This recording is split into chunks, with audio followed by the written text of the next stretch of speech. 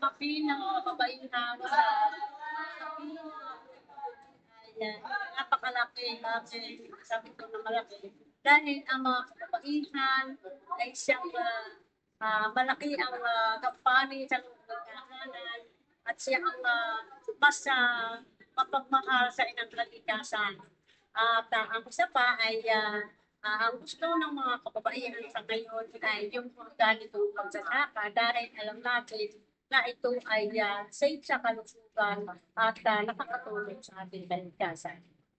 Malaki ang papel ng kababaihan sa agroecology kasi yung sa unang mga panahon, yung mga kababaihan ang nakadiscovery sa agrikultura, yung sinauna pa. Ngayon, ang papel ng kababaihan hindi lang sa apat na baboy, bata, bana, at saka sa bahay. Hindi lang yung apat ang papel ng kababaihan, kundi ang mahalagang papel ng kababaihan sa ngayon is ang pagsalmot sa produksyon, yung pag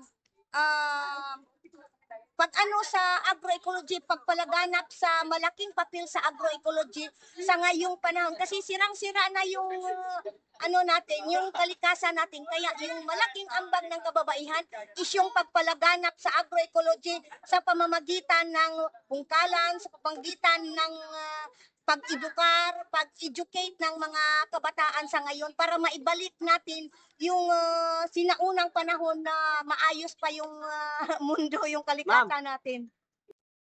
Kami kababayan, pinangalagaan po namin ang aming at bilang ano po sa amin, aming sabani, hindi po amin.